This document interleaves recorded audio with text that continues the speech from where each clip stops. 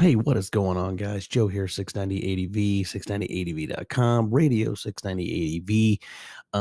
Welcome to the podcast. Don't forget, subscribe to our channel, subscribe to our podcast, or hit the follow button.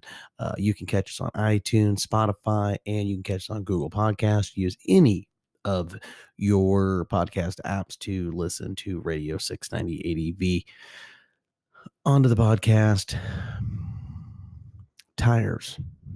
Tire selection is really kind of a big deal. At least I think it's a big deal when you're going to go on a moto trip. And one of the things you want to consider before you go on a motorcycle adventure, if you're going to do an adventure trip, is to kind of check your tire out and make sure that you know roughly how many miles you have on that tire.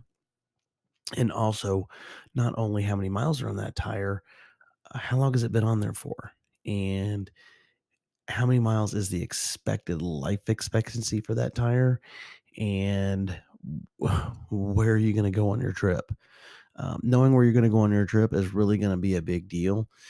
If you're just at home and you're just doing your normal day-to-day stuff, then it really doesn't matter unless you're doing a lot of trails or off-road stuff, because then you really want to make sure that when you're selecting your tire, that you want something that is definitely street worthy. But if you have to ride a little ways to get to the area that you want to ride and it is off-road, you want to make sure that that tire is not too aggressive and crazy, because it can make your ride not so enjoyable on your way out to the trails. So that's kind of a big deal to pick your tire. But if you're going on a moto adventure, then it's kind of a big deal to one of two things. Are you riding out from your house or your home or from your buddy's house or something like that to where you're going? Not only that, how many miles is it? How many miles is it to where you're going? And what type of terrain are you going to be going through? Is it all street? Is it dirt? Is it 50% dirt? Is it 50% street? That's really kind of a big deal on your tire selection. So, and how many miles is the loop, basically, is what I'm trying to get at. So if you're going to be doing a loop and you're not trailering your bike or using a pickup truck or something like that to take your stuff out on your trips, you want to select a good tire. In short, you want to select a good tire, and you want to make sure that you got a good compound. And tires are one of those things. They're like tennis shoes, it's Nike doesn't make the best, and and Reebok doesn't make the best, but they make really, really good shoes. Same thing with tires. You have Hide Now that people sit there and get into, that Hide Now Scout, and it gets a pretty good reputation. I'm not a real big fan of it just because I don't like the aggression of it, but I know the longevity of it is really supposed to be good. They're saying 10,000 miles on that tire. So, I mean, that's pretty darn good. The Mitos, the EO7, it has that chevron pattern. It's kind of got like that, it's kind of like it's a V pattern basically. And it is considered a 50-50 tire. Now, I will say this. I found the Mitos tire many, many, many years ago. And not only that, I've used it quite a bit. But here's the kicker. It gets kind of a bad rap on the EO7. Two models. It comes in two models. You want that Dakar tire. DAKAR, Dakar, like the Dakar Rally. That's the tire that you want. It is a harder compound. One thing is if you're riding in cool temperatures, when you get up, if you're riding, warm the tire up. That's all I can say. Warm the tire up. I almost high-sided my GS 800. And yeah, that's all I need to say. Just warm the tire up. It can be a little slick in when it's cool out. So just warm it up. Another fantastic tire is the TKC 80. I've had buddies that have run that tire for just over and over and over again. Great reputation, not cheap, but a good tire. It is a 50-50. It's a knobby. It looks cool. It makes any bike look legit. It holds up very, very well. Does very good. Now you'll hear some guys say 7,000 miles. Just hear some guys say 2,000 miles. My experience is by seeing the TKC 80, 4, 5. It's pretty average, and some of that was on a Super Tenere, and, that's a 1,000 cc bike, and it's one of the heaviest adventure bikes that are out there. It was a buddy of mine, and it was fully loaded, so, um, did pretty darn good. I'm not gonna lie to you, did pretty darn good. The Kenda Big Block, I would say the older compounds got they kinda got a pretty bad rap, but the newer compound, that's what's on my 690. If you ever watch my rant and rides, I've got about 1,200 miles on it, and I've only got about 30% chewed down on that, so that's not a bad tire, and you notice I do a lot of road riding on that tire, so, um, I'm expecting that tire to probably cap out about 3,500, and that's not bad because I mean, for the set, I think I only paid like 190 bucks. I spoon my own tires on, so I do all my own tire work, which saves me a boatload of money. If you're going to the dealership and doing your tires, that's where it adds up. If I could ever give you a bit of advice, you get a lot of people like, I cannot do tires. I don't want to do tires. They freak me out. I don't want to do them. I'm just telling you, if you take a little time, do a little research, we're gonna do some videos on tires. I'm just trying to figure the right way to do it to show you that it's not that hard and that you can do it and you just get the right tools and it's really kind of fun. It's really kind of fun. But if you can do that, you can save yourself a boatload of money. You really can because it's usually 50 bucks a tire or more just to spoon your tires on. So um, it's what you can save. So you can save about 100 bucks or better, depending on what kind of bike you have. If you're going to BMW or Ducati or wherever your dealership is, they're all a little bit different. They have to make money to pay for those nice big, those big, pretty, facilities. If you've got like an old mom and pop motorcycle shop, you probably get a pretty good deal. But if you go to a Honda dealership, and they got marble on the floor, you're going to pay for it. Make no mistake, you're going to pay for it. So, but like I said, tires that are really good for, depending on what you're going to do, and that's kind of the kicker, is to figure out where you're going, how you're going to get there. You're going to trailer, or are you going to put it in the back of a pickup? You're going to ride out of your house. How many miles is it to there? How many miles is the loop? And how many miles is it home? If you're trailering or pickup truck to get it to where you're going, you're cutting out hundreds and hundreds and hundreds of miles. So not a big deal. If you want to strap tires, I'm sure there's guys out there that may make comments or something like that, or give some feedback and say, hey, look, you know what? I carry spare tubes and I carry an extra tire and stuff like that. Those guys are serious. They get out, they get in it, they don't mess around. They're yeah, where they're going. If you see a guy with a tire strapped to the back of his bike, he's going places. Make no mistake, he is going places. He's doing more than 1,000 mile trip or a 2,000 mile trip. So knowing that is going to be a big deal on your tire selection. Then the other thing, like I said, if it's 90% street and just maybe some gravel roads, man, go get yourself like a 70/30. You can go get a good 7,000 mile tire, maybe, and a 7 to 10,000 mile tire, and you can get them on your bike for God, for maybe a couple $100, maybe a little more than a couple $100, and they're going to be smooth on the highway. They're going to be great. But if you're going to go off road and you're like, oh man, I want to go down this rocky road, that's not the tire you're going to want. You're definitely going to want to pay attention to what you're going to do and know what tires are on there when you're doing it. Don't get blinded by, hey, I'm on a dual sport, and because remember, tires are going to be a real big deal whether you make it and have a good time or miserable and not have a good time. So I pretty much constantly run somewhere between 50/50s or 60/40s, just because I just never know, man, and I don't ever want to guess. I don't ever want to guess. I just want to make sure that if I see something dirt, rock, hilly, I don't care. I can go do it. So, but and I'm going to give you a few tire selections that can really save you some money that a lot of people will give a bad rap. I've put many tens of thousands of miles on these tires, and they're cheap and they work. They just flat out work. And I don't care what anyone says. It proofs in the pudding. I've used them, and matter of fact, I still use them to this day. They don't go on every single time, but I do rotate in and out between those tires depending on what type of terrain that I'm going to be doing. So The tire that I'm running right now is the Kenda Big Block. It is the new there's 2 compounds. There was one that they did in the beginning, and I had a set of them, and God, it was awful. It was horrible. Man, I don't even think I got 1,500 miles out of those tires.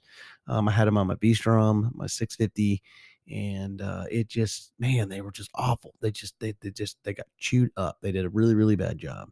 And I by the time I had them almost broke into where I felt broken, they were already I couldn't even take them on a trip, and it was very, very frustrating. So the newer compound that's on my 690 now, much, much better. It sticks to the road, does great in rain, does really good in mud, does really good in sand. It does a really, really good job. And I don't even think you can get the older compound. So I think what you're getting now is the newer compound, and I think you'll be a pretty safe bet. But I would not push that tire much past probably 3,500 miles. You're going to get guys that say, but know the bike that you're on. Just know the bike that you're on. The heavier the bike, the quicker it's going to chew the tire up. I I say 3 to 4,000. That's just a safe bet. Tiki say Edie's, another great, fantastic tire. It's twice as much as the Kenda Big Block. You're going to be somewhere in the $300 range to get those tires, and then if you got to take them to a dealership and put them on, just plan on $100 minimum. $100, probably going to be more than that. Good tire. Those are probably going to be somewhere around about 5,000. I'm going to say is a pretty good average, maybe 5,000 miles on that tire. And it works in everything. Sticks on the road, does fantastic in the dirt, sand, does good in the cold, all of it. Rain, the whole kit and caboodle. It's just a fantastic tire. It is definitely a go-to tire. If you've got a lighter bike, like a 690, DR, XR, the 650s or the 400 or something like that. Even the KTM 690, like I said. And you don't hear a bunch, but if you go dig in a little bit, you will see it. It will pop up. That D606, man, from Dunlop. I've seen that thing on an XR. I've seen it on a KTM 500 EXE. It's beefy. It is a beefy tire. It's nice. It's legit. They say it's a 50-50. I'm not buying it. I'm going to say it's closer to a 30-70, man. It's like 70% dirt, 30% road. Big chunky knobbies. Guys swear by them. They swear by them. I think their guys are getting 3, 4, sometimes 5, depending on what type of bike it's on and how hard they push it and how many times they want to spin the tire up. They're not super expensive. I think a couple $100 you can get them, maybe a little more than a couple $100, and very, very aggressive, works very, very, very good. The tire that I took last year on my last year's trip, if you see some of my Utah pics, I mean, it depends on which bike I'm on, but my KTM on the last moto trip that I took, is the MC360. It is a motocross tire. Everybody thought I was nuts when I took that tire, and they're like, "You're going to drive that tire for 2,000 miles?" I said, "Yeah, I am. I'm going to take that tire." I got the mid. It's the MC360 mid, and man, you know what? It wasn't that bad. It wasn't that bad on the highway. Very super chunky. Now, granted, it was only speed rating at 82 miles an hour. But I'm not a speed demon on the highway, but it did okay. I pushed it a couple times. I got it. It doesn't mean your tires are going to come apart if you get over 82 miles an hour. It just means for sustained periods, 82 mile an hour is basically the maximum speed that they recommend. But I tell you what, get off road, you back up, because that tire is sick. It just flat. It never slipped. It checked up on everything: rock, scree, mud, sand. I mean, it just barrels right through it. Fantastic tire. I did 2,000 miles on it. I chewed about 50% of the tire up, so I still got 50% left on it. It's a very inexpensive tire. I picked mine up. I got it over at KTM North Texas here in Dallas.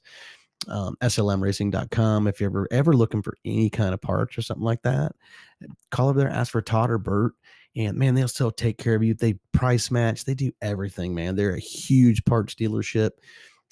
They're just buddies of mine. That's where I bought my KTM at, but they really will take care of you. They sell tires, gear, KTM parts, but not only KTM parts, they sell other parts for other bikes too. So give those guys a shout. Tell them 690 sent you, and they will. They price match that. They will take care of you, and they ship all over the country. So, but that's who I got those tires from, and they gave me a smoking deal on it. They spooned them on for me. I don't even think they even charged me to put the tires on. I think they just wrapped it up into the tire deal. So it was a pretty good deal. But those MC 360s, if you look, I can't remember who the manufacturer is. I'll try to put it down in the description. But MC3, just type in MC360, it's going to pop up, and type in the mid hard or whatever it is on that tire, it will pop up. But keep in mind, it is a it's a 90-10 or 10-90, whatever it is. It is 90% dirt, 10% straight. It is a true, it is DOT certified, but it is a dirt tire. Make no mistake about it. That sucker is aggressive. It is the most aggressive tire I've ever put on a bike, other than my WR 250F that actually had motocross tires on it. That when we took it out to the track and used to run it around, so it's that aggressive. It sticks to everything, and it did very well on the road too. It did it great in the rain, and it did good in the twisties and everything. It never once came out from underneath me. It never ever got loose. Never felt like it was going to wash or any of that. So it did very, very, very well. Moving off then, now here's a tire that doesn't get a whole lot of love, and it really should, because for the price that it is, it does a great job, and they're super, super inexpensive. And matter of fact, they're on my CRF 250L. They're on my son's bike, and man, I've ran them on 800 BMWs, uh, V-Strom. Uh, what else did I run them on? Man, there was another bike I ran it on too. I can't remember, but I was gonna run it. Not only that, Storymoto and his wife, I think they've got a set that he's ran multiple sets on his bikes. But I think he's got one of their tires. I think he's got the front tire on his KTM right now. She has the same one, and it's the E804 805.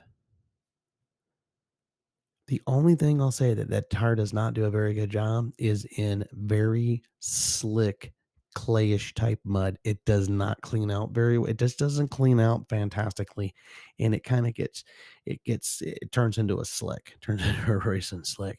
Now, other than that, great on the road, great in the rain, does fantastic in the sand because it's like a paddle tire. Um, and it does good in like kind of wet, sloppy mud. It will clean out with that, but that mud that kind of just will cake a little bit, it does not like to release from that the tire siping the way they have it set up.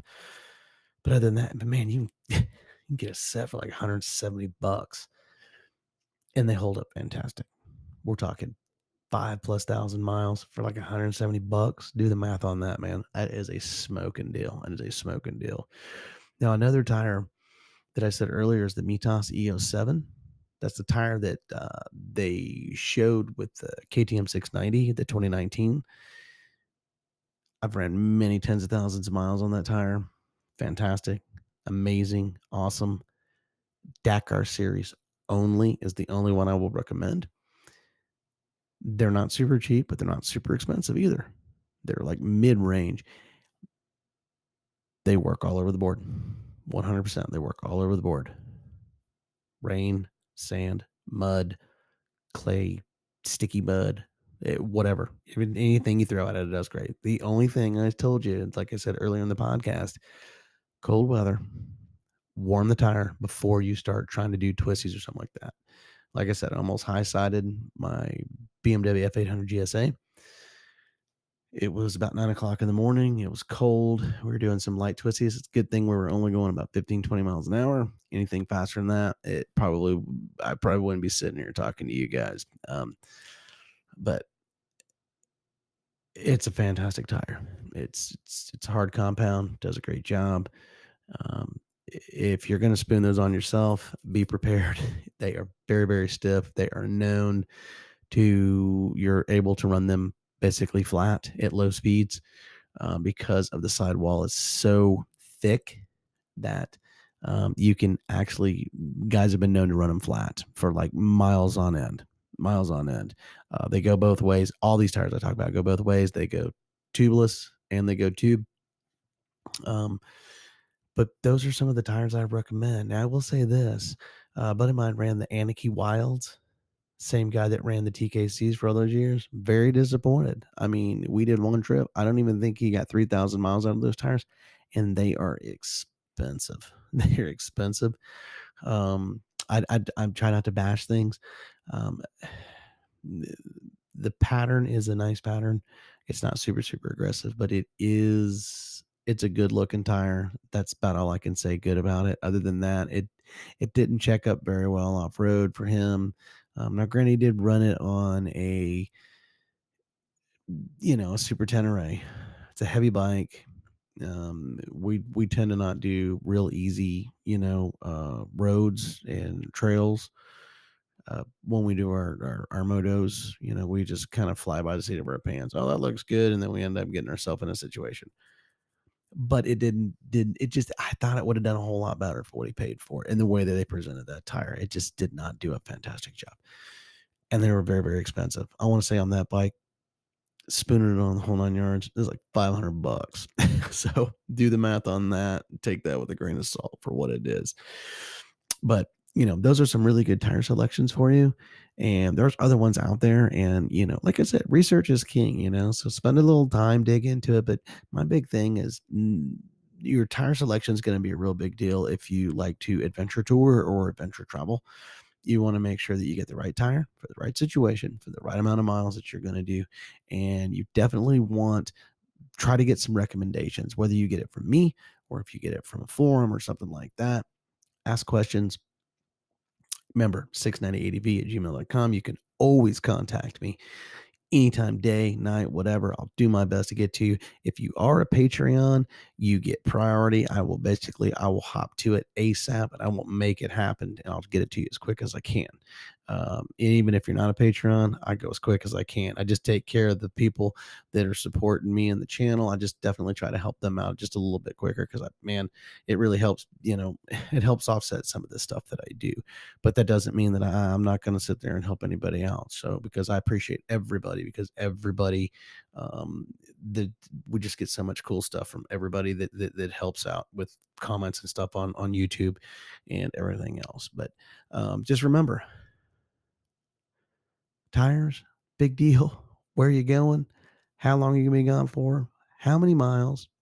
And then pick a tire accordingly to the terrain and stuff that you're planning on doing. So if you learn anything from this podcast today, just take a little time, don't rush it, and do the best you can. And and if it doesn't work out, it doesn't work out. That's half the adventure. So if something doesn't go wrong, then we usually say it's not an adventure until the first headache happens. So but you can usually alleviate that if you spend a little time, especially on tires and stuff. But yeah, we'll go into some of the other things a little later in some other podcasts, and we will talk about certain things maybe you should take on your trip to help in the event that maybe you run into that situation that you're like, oh no, but not on this episode. So anyway, like I said, I appreciate your time. Don't forget, subscribe to our podcast. You can catch us on iTunes. You can catch us on Spotify, Google Podcast. Uh, Download us, subscribe to us, and YouTube. Don't forget, youtube.com/690adb. Subscribe, please. Other than that, you guys have a fantastic day, and we appreciate everything. And like I said, get out, be safe, find your adventure. 690 out.